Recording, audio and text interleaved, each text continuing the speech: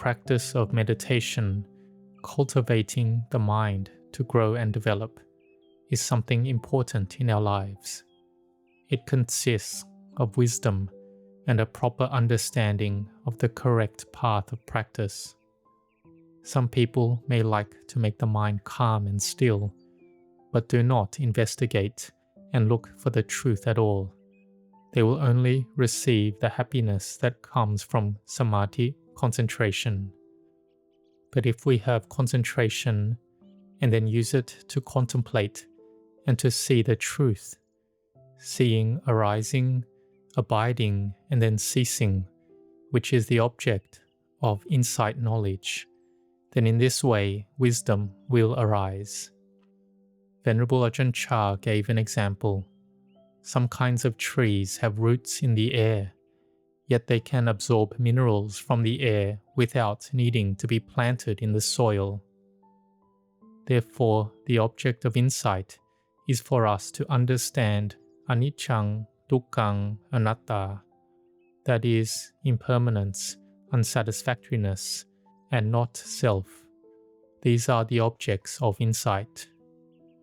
If we practice and truly see the not-self nature of form, the body, physical things, and all material objects, or the natural things that exist, trees, mountains, buildings, houses, whether a pavilion, a temple hall, an ordination hall, or the forms of animals or people, when we truly see not self through knowledge and direct understanding, we will then know it deeply. Scientists also try to investigate and are beginning to discover the truth that what we feel to be ourselves, or what we see and experience, in reality does not truly exist. It is actually emptiness. But our mind, which still lacks wisdom, is not yet empty. It is still dominated by delusion and remains ignorant, so it believes that these things truly exist. This is the opposite to the Dhamma. Therefore, one does not see the Dhamma and does not see the Buddha's teachings. When one does not see the Dhamma, one is deluded and clings to things, and suffering arises. You can see that tanha, craving, sensual craving, craving for existence, and craving for non-existence, the desire to have, to become, or the desire not to have and not to become, all become causes for suffering to arise. So suffering does not arise randomly. It has causes and conditions. When the causes and conditions cease, the suffering also ceases. This is one pair. The second pair is sila, samadhi, paññā, morality, concentration, and wisdom, as we are practicing now, are the causes and conditions for nirodha, cessation, the ending of suffering to arise. We can end dukkha, suffering, by walking magga, the noble path. But if we have craving, then suffering arises. There's a struggle between them within our minds. When the power of the path becomes strong, it will naturally destroy the defilements. Craving will naturally be abandoned, and suffering will no longer arise.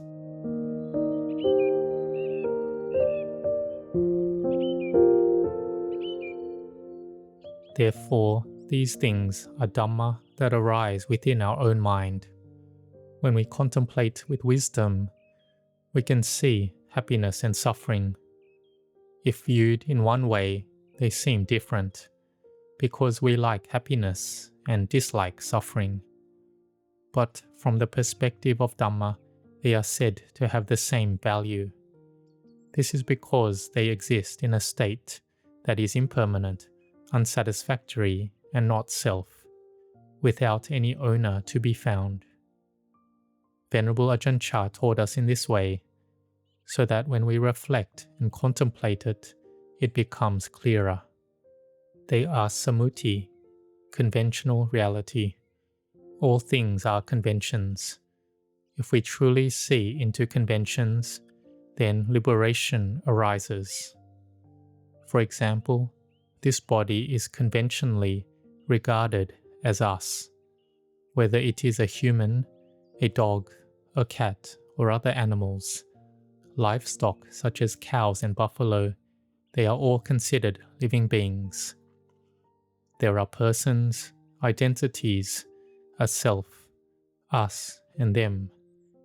But in the Buddha's teaching, when we contemplate the body, we see that when the mind examines the body itself truly does not exist. When we analyze the body into the 32 parts, and further into the 4 elements, and examine more subtly, we will see that it is not truly there. Sometimes practitioners may even see it as a flow of earth, water, fire, and wind circulating around. This body is made up of extremely small and subtle components, yet no real self or identity can be found. One sees this clearly. Even scientists may have discovered that it is not truly solid. There is only emptiness within every atom of this body.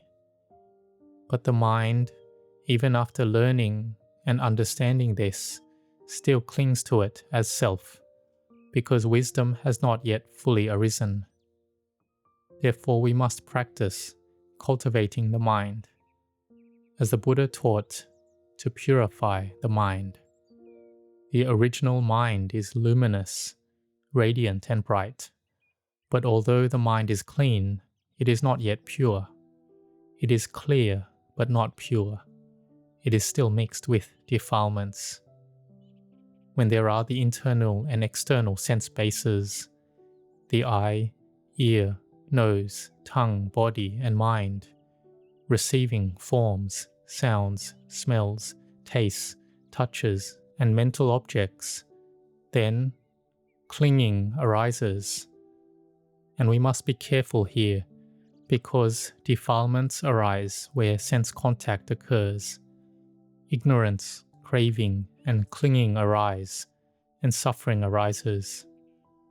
When we develop mindfulness and wisdom to know this, we can let go at the point of clinging by walking the path, cultivating morality, concentration, and wisdom, and seeing that there is no true self.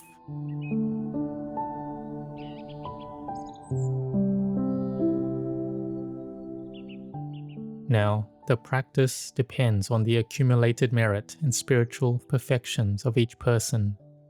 Some are skilled in using wisdom and contemplation to bring about calm. Some people do not like that method.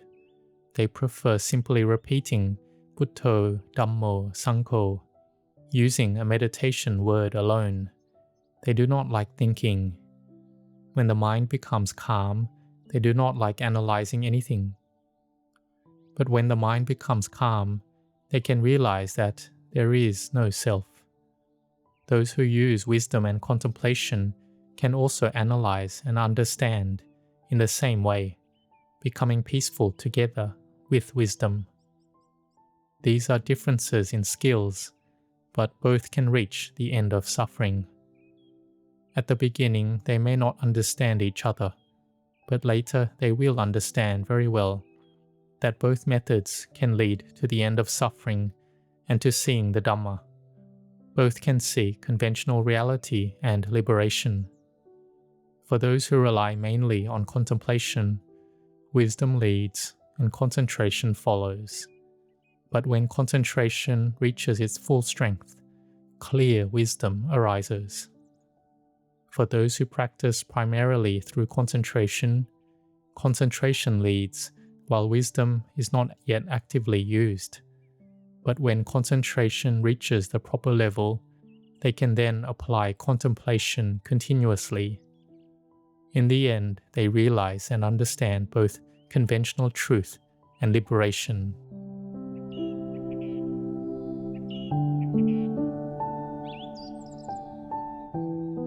A Among the Buddha's disciples, Venerable Mahā-Moggallāna, the chief disciple on the left, and Venerable Sariputta, the chief disciple on the right, had accumulated spiritual perfections equally. However, according to their different dispositions and past aspirations, they had developed their perfections differently. Both had aspired to become chief disciples of the perfectly self-awakened Buddha. Venerable Mahā-Moggallāna was especially skilled in converting those who were stubborn by using psychic powers to subdue their pride and wrong views. For example, there was a certain brahmin who wanted to eat crispy pancake, but he was extremely stingy. If he prepared them downstairs, he feared he would have to share them with his wife and children. So he thought, I will make them and eat them alone. He thought to such an extent that, although he was a wealthy man, he went up to the 7th floor of his mansion to cook them. However, his wisdom and spiritual potential were nearing maturity and had come within the knowledge of the Buddha. So the Buddha instructed Venerable Mahā-Moggallāna to fly up and bring this stingy Brahmin to see him at Jetavana Monastery. Venerable Mahā-Moggallāna received this instruction and went there. He hovered outside the window, but the stingy Brahmin paid no attention at all to the monk who had flown there. If it were in this day and age, and a monk could fly like that, I think in the whole of Rayong province and every other town, they would come to see the flying monk. And after watching for a while, people would probably start asking for the 2-digit or 3-digit lottery numbers, because if someone is that capable, they must surely know something. But this Brahmin did not care at all. This shows just how strong stinginess can be. He thought that eating the pancakes alone was the best thing possible. Nothing could be better than that. Even if monks flew here, he would tell them to go somewhere else. He absolutely would not give these pancakes. He would not give it under any circumstance and would not pay attention to the monk. If we had faith and saw a monk flying like that, we would probably offer everything. But this Brahmin refused to give anything. Venerable Mahā-Moggallāna used various psychic means to subdue him. When the Brahmin tried to chase him away with smoke, the smoke turned back on him. When he tried to throw fire at the monk, the fire turned back on him. After being subdued in every way, the Brahmin finally surrendered. He could not endure it any longer and decided to give him a little of the pancake so he would leave. But when the Brahmin tried to separate the pancakes, they wouldn't, so in the end, he gave them all. At that moment, his stinginess was finally loosened. But Venerable Mahā-Moggallāna said he couldn't take them. It had to be taken to offer to the Buddha at Jetavana Monastery. The Brahmin said, I live in Rajagaha. How am I supposed to go all the way to Jetavana Monastery? This is my responsibility. The Brahmin then obediently agreed. The wealthy man came down from the 7th floor to the ground level, and the moment he stepped down, he was already standing in front of Jetavana Monastery. He brought the food to offer to the Buddha, together with more than 500 of his disciples.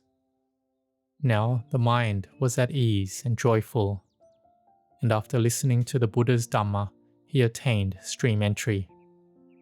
In this case, it can be said that psychic powers were used to subdue him.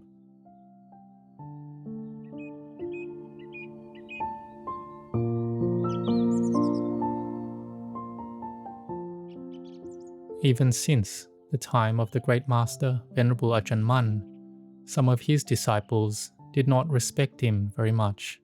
There were learned monks who had passed the Pali scholar examinations. They were very good at their studies, and they thought, we are highly educated and knowledgeable, more capable than Venerable Ajahn. Out of compassion, Venerable Ajahn went to knock on that monk's dwelling and said, "Scholar monk, don't think like that. It will be bad karma for you." That was enough. The disciple immediately yielded and said, "How did you know?" Similarly, in the case of Venerable Ajahn Chah, there was also a Pali scholar monk, one who had passed the 5th or 6th level of the Pali examinations, named Venerable Mahā-Moggallāna. He was never afraid of anyone. He came to stay at Wat Nong Papong because he wanted to learn from there. He had heard that Ajahn Chah was very knowledgeable and highly capable, knowing everything, and so he came. He sat there thinking about it, and in the evening he went to pay respects to Venerable Ajahn Chah.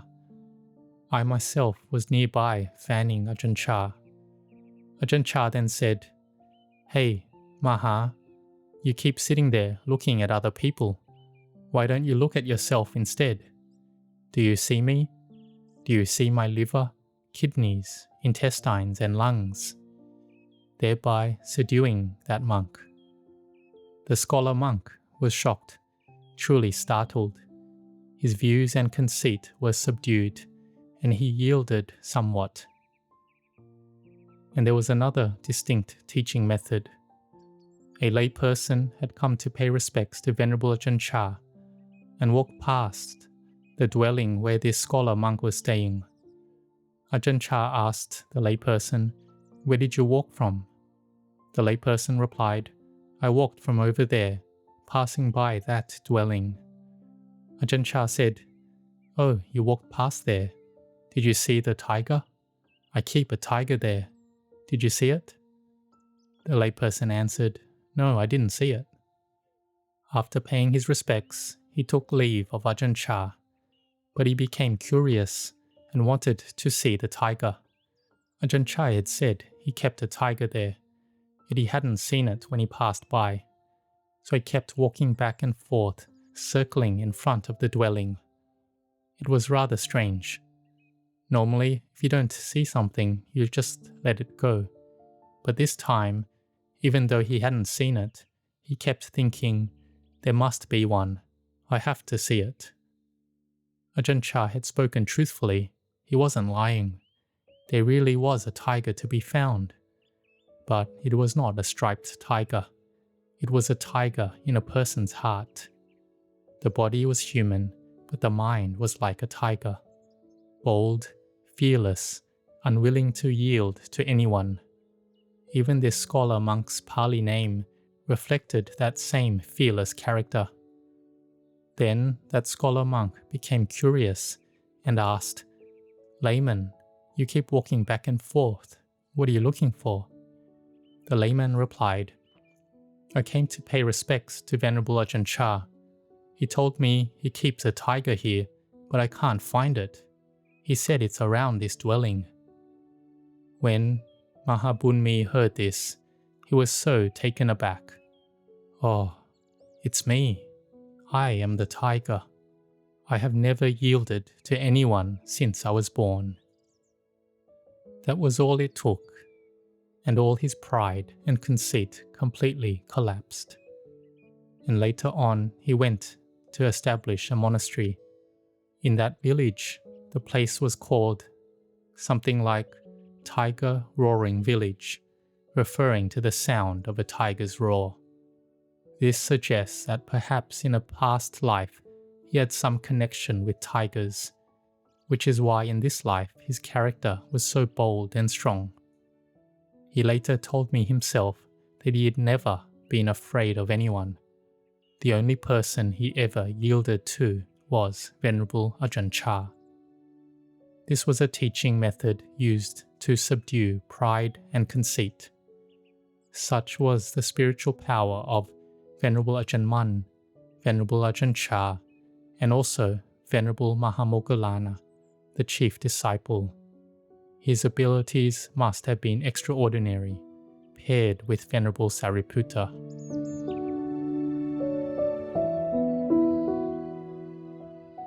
We must diligently cultivate meditation and practice the Dhamma. it is something important for our lives. So during this week of Magha Puja, even though the day itself has already passed, we can still bring these teachings to contemplate and clearly realize them within our own hearts. May you grow in blessings.